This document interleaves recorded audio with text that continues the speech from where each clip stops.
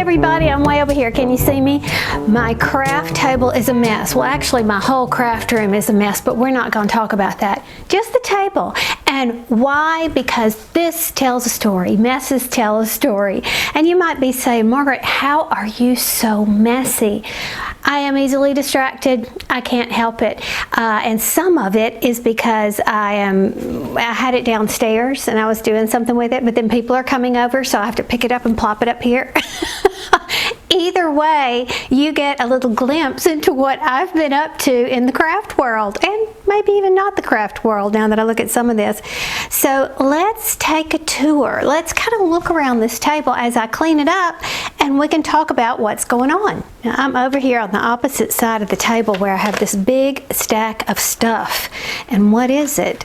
Well, first of all, you know, I'm a real sciencey person, and I have an app where I can look at the night sky, and I actually will lay down on the back patio, hold it up, and you can kind of move everything all around. But when it's daytime, of course, you can't really tell what's going on. So I bought this. It's very inexpensive, and yes, I pull it out from time to time simply because I am fascinated by that. Now what we have here are a bunch of patterns that I have used or not used. Let's see what they are. First of all, this was the one row hat, and I really liked the top of it. It's similar to that one that I do, the Ribberoni hat, but it's not quite the same. I pulled it out, and I don't remember if I started it or not, but I remember vividly putting it aside saying, I'm not going to do this right now, but I do like it. And if you're having a hard time seeing, can you tell that there's something on the other side? I often print on old paper that I don't need. I'll use the back side of it to print temporary things like a pattern. So anyway, there's that. And it is rather interesting, don't you think? And look at this. This is the Star Stitch crochet hat, and I thought that was so pretty.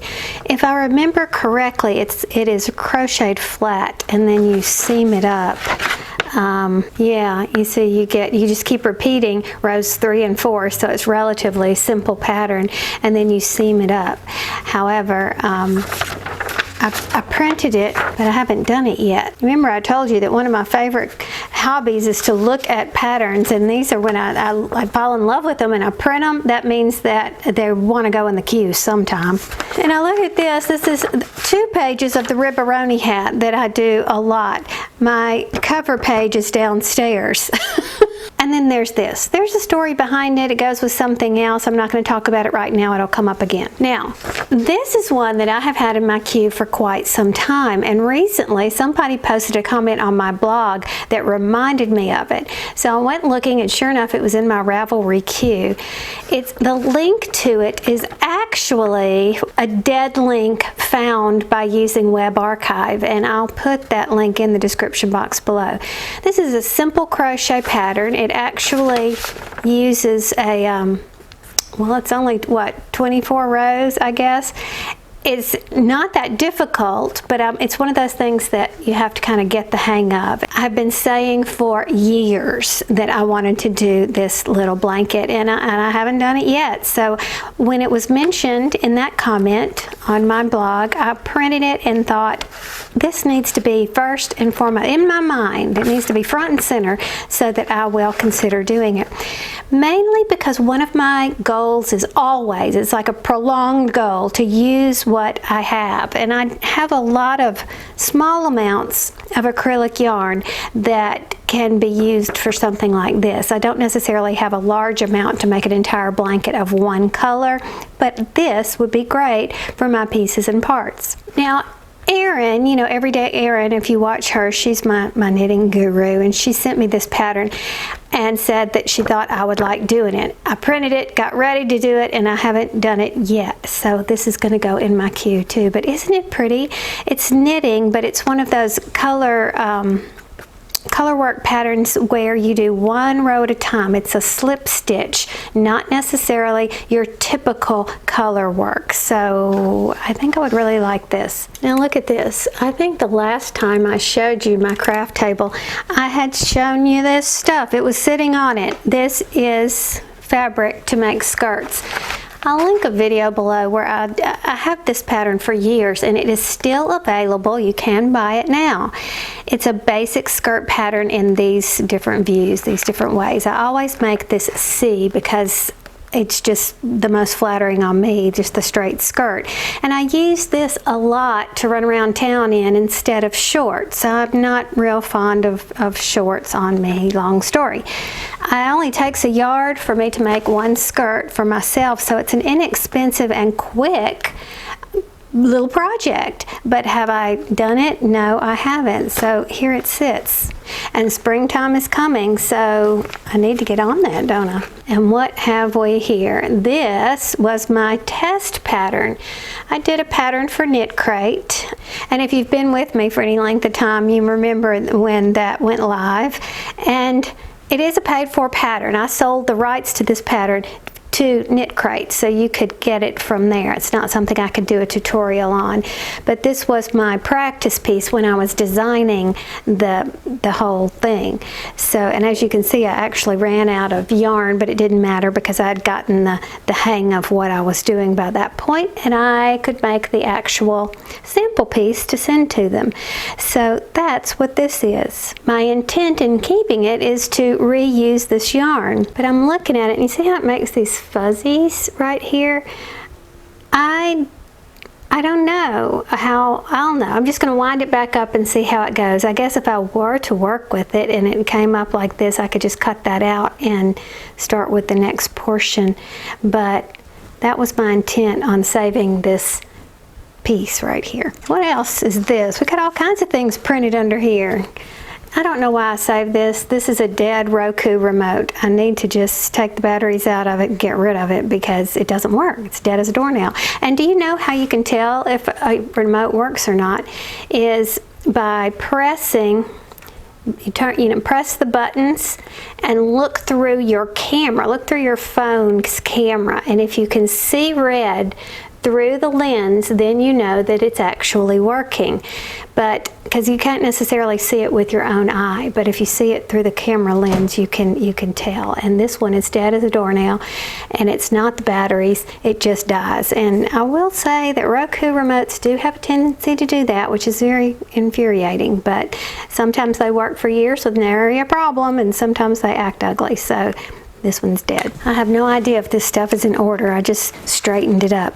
This is my vacation checklist. I don't know if everybody does this, but I have to keep a checklist because I will forget things. And so I have a list of things that I always like to take with me. And some of it's a little bit different depending upon what type of vacation, whether I'm going to the beach or whether I'm going to Europe or whether I'm going, things like that. So anyway. For some reason, I didn't bother to mention that I was updating my Google Keep app where I keep this list. And if you don't know what that is, it's just a simple note-taking app for use on your phone and other devices, and it has real-time updates, so that means if I make a change on my computer, it's immediately reflected in the phone app.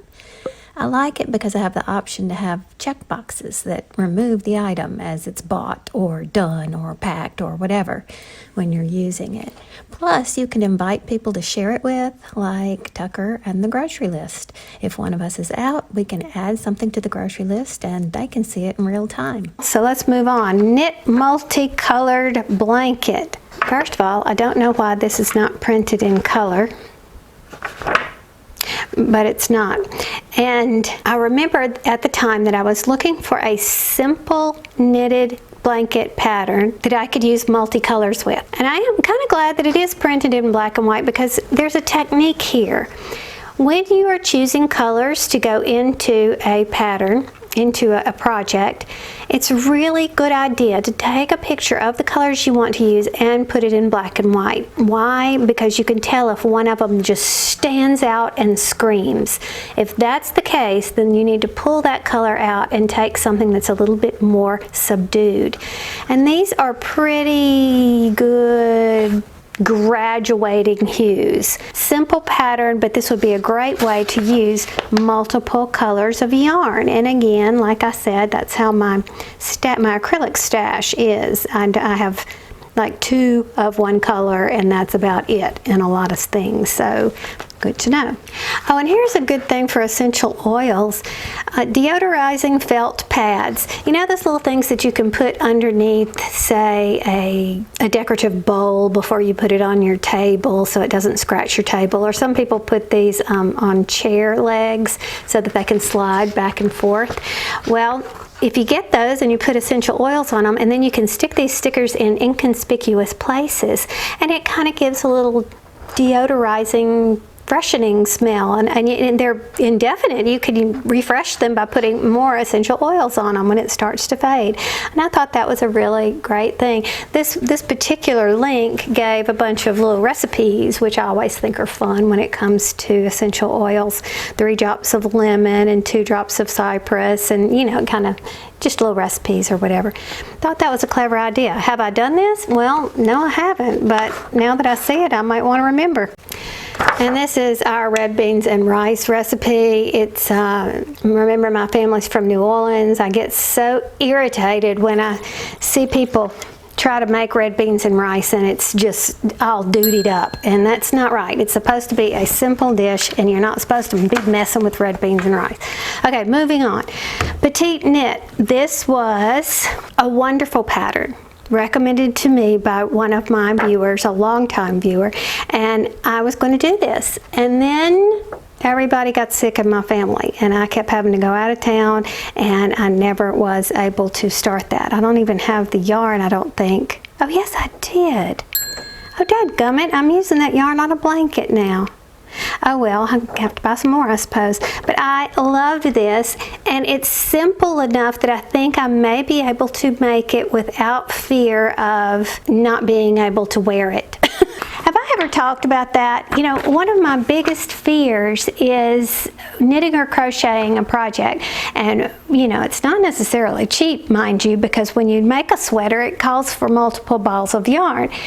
And so I don't want to make it and then have it not be wearable. I think I have talked about this. Remember, last winter, I made a red cardigan, a crochet red cardigan, and I remember thinking, I expressed my fear at that time, but this one was relatively forgiving, and it actually fit, and I came out hunky-dory. But I am very hesitant about it. This pattern right here looks like one that I not only could do because I don't have advanced knitting skills, and so fitting is also an issue. I sew, so I know about fitting, but I don't know how to alter it with knitting. Does that make sense? So I feel like I could attempt this successfully. I will be doing it, but now I'm going to have to pick out some new yarn because I completely forgot that I bought that yarn that I'm using for a baby blanket right now for this. So welcome to my life. So back to the messy table. Here are some recipes that I've printed out that I have not tried yet. Keto cinnamon sugar muffins. Now, I am not eating full keto, but I eat pretty close to keto. It's very low carb. I have been diagnosed with prediabetes with a genetic component, so it doesn't look like it's going to get any better. I've been pre-diabetic for many years, and no matter how low I cut my carbs, I just can't get my sugar down to where it needs to be. So we have now started on a supplement called berberine. I'm trying not to do metformin and all that. We're going to see where we go with it. Regardless, I still have to eat low carb. So I look for anything that says keto, even though I don't eat that low keto right now. That low carb count that is required by keto. I always look for recipes for that. So there was some cinnamon sugar muffins, which you know, of course, have no actual sugar in them, that I thought I might try. Oh goodness, this was my set of instructions for how to write the pattern for Knitcrate. It tells you exactly how you had to write it out. And I don't need this anymore, and there's no printing on the back of it, so guess what? I can print patterns or anything else that I need on that. Again, more Knitcrate sizing guidelines and all the instructions I had to follow when I was doing that pattern. It was hard work. I probably won't be doing that again. This was around Christmas time, And I was trying to think of clever ways to use scrap yarn, and I was going to do a video on that. But of course, remember, my life got really hectic with everybody got sick and whatever, it got sidetracked. But this is a fun little activity, and it could actually be done by children. I found lots of things that I used to do with my kids as preschoolers. You remember those sewing cards? Well, there's tons of patterns out there that you could use your scrap yarn for children to make those, you know, sewing things. It helps fine motor skills, which is necessary for writing and different things like that. But I don't know, I was just playing with that idea. This was supposed to be like a note card. I began with many more holes here because I thought that I would make it fuller, but it didn't work because this is worsted weight yarn and it got really thick right here in the middle, so I had to do every other hole. But that was just me playing around. Now, of course, the inside is not pretty, so what the goal would have been, if I were going to actually make a note card, would have to be put something over that, you see, so you wouldn't see it when you opened up the card.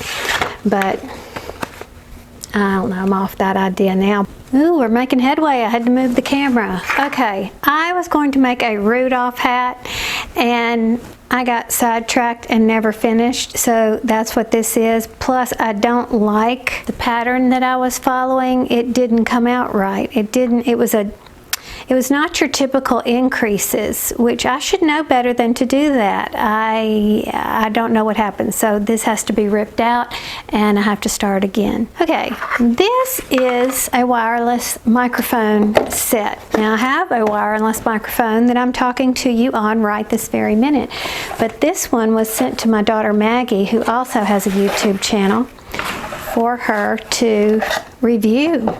This is a $200 mic set. It's very nice. She gave it to me because she didn't use it, and I don't know if I'm going to keep it or not. And some of you may be wondering what these little poofs are that come with it. You put these over a microphone when you're trying to keep the wind sound from getting on it. I know if you've ever taken your phone to take a video and you can hear the wind go and it interrupts the voices and everything. This will dissipate the wind. It doesn't hit the microphone directly, and therefore you can do it. Sometimes you'll see the little spongy thing that I have for one of these mics. It's the same principle, but this actually works better than that. Ooh, we're making progress. I can actually see the table. This is where we were wrapping Christmas presents, and this just got left over, so we'll recycle that. And we have a pattern here. Oh wait, hang on. This is some Knitcrate yarn that I spun up specifically to make this pattern. It's called Cheating at Checkers, and I really like the fact that they used one solid color pink and then a graduating color yarn. You see how it changes color so slowly as it goes up like that? I thought that was awesome, but I didn't have any of that. And I'm trying to use what I have. I have a wonderful stash and I need to use it. So I found this red and blue, which is also something that I would enjoy wearing, I think, instead of always giving everything away that I make. So this was some Audine Wools yarn. I just love this. I wish you could feel it.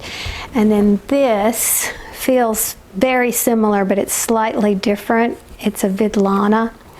Both are some alpaca, I think. Yeah, both of these are alpaca yarns, and they feel really good. So even though they're not the same brand of yarn, they are the same fiber content, so that the care is the same.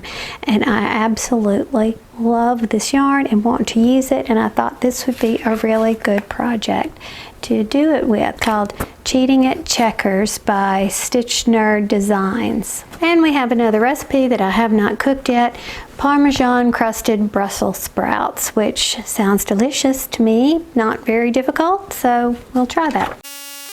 Oh, and what's this unnerving sound you hear in the background? Well, that's what happens when the batteries in my wireless mic give up the ghost. This is actually good news for you because I can voice over all my extemporaneous prattle for the next few clips until I notice the red light on the unit is on. Here I'm talking about this Drops Design cactus hat pattern. I showed this in a video last video, I think it was. Sometimes these patterns are difficult to read, and I think it has to do with the fact that they're translated.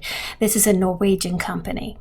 And now we're at a point on the table where we can talk about this pattern. I'm interested to see how many of you can keep up with my journey to a finished project. I was looking for something to do with this Lion Brand mandala yarn in the color Peacock.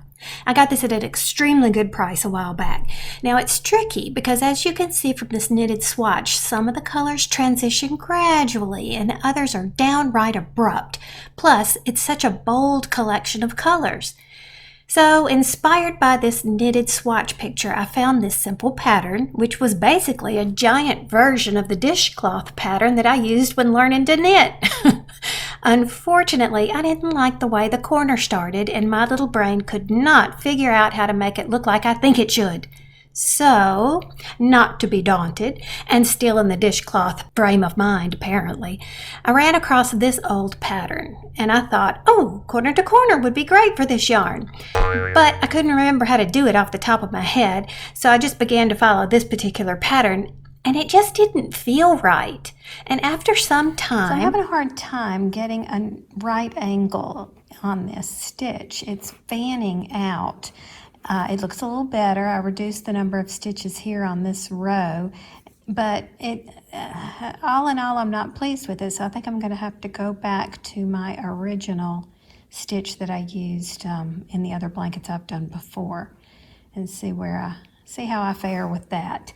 I do like working with this yarn though. It's just the stitch, I think. So I threw that whole idea out. Being the easily distracted person I am, I ran into this pattern. This seems like it may work, plus it's quick and simple. So I got to work. Well, I'm not sure how I'm doing with this blanket. It doesn't want to lay flat, so that means that my tension is probably not the best, but it's not too bad. It's doing all right. But something that I don't get excited about with this yarn is the color changes are not subtle enough. They are in some places, like right there. That was a color change from the lighter to the darker. And then, where was the other one? Right here. So that's pretty sneaky subtly, and I like that, but I don't like this contrast right here. So luckily it's close enough to the edge that I'm going to rip back, and I'm going to start it in this corner. So I think that's good there. And I kept at it, and well into the second skein, I decided it was just too color chunky and it seemed too busy. So I decided to frog it. But first, I'd send a picture to Erin so I could whine about it to her. But then, as I was spreading it out for the shot, I decided I liked it. So what happened? Perspective. See, from this perspective, it's color chunky and busy. But from this perspective, you see how everything is working together. Kind of a life lesson too, huh? So here it is. Now I used every single bit of both skeins, and yet I thought it seemed rather unfinished. So I turned to one of my favorite crochet designers, Sarah Zimmerman of Repeat Crafter Me, for some inspiration. And I noticed that her afghans are often finished with a pronounced border or a corner feature like palms or tassels. Now, I saw these tassels on a shawl that she did, and I decided that would do the trick.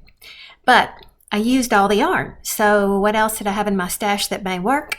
I found this. And for the wraps of the tassels, I pulled out these two options. Now, this multicolor one seemed to have every color that's in this blanket, so I would get different colors with each wrap, which would be cool. Or I could stick with the blue on each one of the 4 tassels, and I think that looks good too. I'm leaning toward the blue because I feel like there's so much going on in this blanket, but feel free to weigh in with your opinion in the comments section. Now, something else you'll see on this table is an old video or computer game case. Now, this stays in my craft room because it's perfect for making tassels. You can wrap it vertically or horizontally for a couple of different sizes. Now, what's great about this is the little indentation where your thumbs go to open the case. It makes it so easy to get your scissors right in there to clip. There are no indentations on the top or bottom, however, so an easy workaround would be to place a pin or something on top and pull it out just before you're ready to clip. And in case you're wondering, for these tassels I wrapped 40 times around horizontally. And I do have a video on how I make tassels, albeit old, but I'll link it below. And moving down the table, I have a subscription to the HP Instant Ink for my printer. It's connected to the internet, my printer is, so it knows when they need to send me more ink. It's awesome. I just pay a monthly fee and I always have ink ready when I need it. They also have a recycling program too, which is really good. And next we have a swatch that I use to demonstrate something for this video and this video. And here we have instructions for how to winterize our sprinkler system. We can't ever remember. So I printed this and I'll laminate it and we'll keep it at the garage for quick reference for next winter. Oh look, here's a pattern for that reindeer hat that I mentioned earlier and a stray stitch marker. I've said before that while I love Snappy Tots patterns, her gauge and my gauge are miles apart. And while I knew this when I went into it, I went down a few hook sizes, but I tried to follow this non-traditional crown increase she had going for this hat, and it just didn't work for me. But I wondered if it would smooth out on a head, so I grabbed one to try, and it did seem to smooth out just fine. I made a child size, and this mannequin head is only 20 inches in circumference, so that's a good approximation. Now, while it seems fine on a head, I think if I were to do it again, I would probably use the traditional crown increase method that I know and love. By the way, this is a paid-for pattern, and she often runs great sales, so if you like her stuff, get on her mailing list. And speaking of paid-for patterns, don't you love this one? Basically what you do here is crochet the hat first, then go back and sew on the beads. It's not the kind where you put the beads on first and add as you go. So I haven't made it yet, but I really want to. I think that's beautiful. We are making great progress on this table. Here is my beloved noise-canceling headphone case. The kids gave that to me for Christmas one year. Probably one of the best gifts I have ever received. I use these all the time, and I'm not quite sure why they were sitting here because I don't keep this case on the table. And as we move down along the table, we see a sheet of labels with 2 of them missing. Now, I print my labels to send Thomas some things. Obviously, I sent him lots of things. And I print from the middle, which you might think is very strange, but that's because I want to keep the top and the bottom of the sheet intact so that I can put it through the printer multiple times and it just goes in easily and works better like that. So, you know, I never have more than 1 or 2 to do at a time, so this is how you keep it pristine longer. And now we're on to yarn, and I just noticed that a bunch of my previous clips, my microphone was not working, so I'm sure I took care of that by now. But anyway, land and sea is the theme, and I love to see all these themes. You can get inspiration from so many different things, and I do this a lot. And when I look at different things, I think, ooh, those colors would be great together. And look, you can see and get inspiration from these things, and that's exactly what Knitcrate does in order to decide what colors are going to be available in that month's choices. Now, I don't pick my colors. I don't pick the choices. I just let them surprise me. And it's very unusual that I got a light color. They usually send me dark ones for some reason.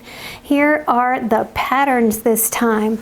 Now, this is the crochet pattern, and this is the knit pattern, and then we also have some sock patterns. Now remember, I don't get the sock crate, I get the one with the regular yarn, but I do get these patterns. It's just part of the deal, and vice versa. If you get the sock crate, you will also get these patterns included with yours as well.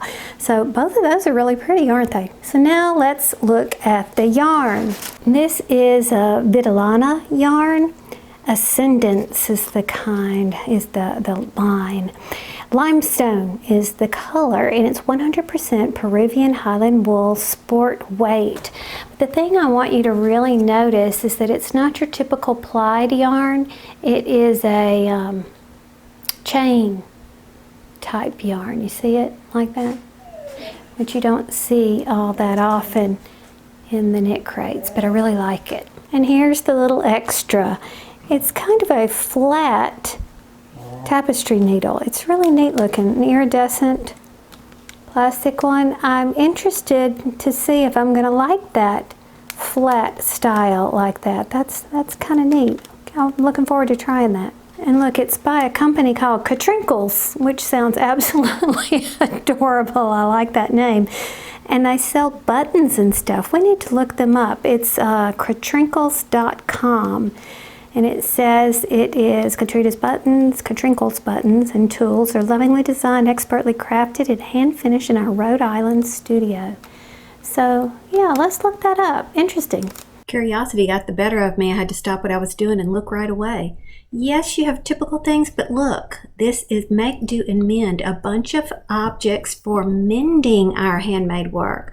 Make, Do, and Mend was an expression from World War II, where they had difficulty in getting everyday objects. So you can see they have all kinds of other really cute things like buttons and stitch markers, and here's a cat collection, something I would love. And I'm guessing, since this one was sitting underneath it, that I haven't shown you this either. So let's look and see what we have here. That's a gray, which I love gray. It's one of my favorite colors, and I know that sounds so strange because gray seems so blah to most people, but to me it's so versatile and almost anything can go with it. Isn't that pretty? This is an Aldine Wools. The line is called Harmony. And it is Rhythm and Blues is the name of this colorway. 41% wool, 26 alpaca. Oh, it's got tinsel in it, which we like. 10% baby camel. I haven't seen that before, and it's a worsted weight. But man, it's pretty. I don't know if it's showing in the camera or not, but it has different colors in it. I can see some little blue, not exactly flecks, but like little fades maybe, and some reds in there. I'm not explaining that very well, but I like it. That's nice. And what's the little extra we have in here? Oh, it's soak. This is awesome stuff.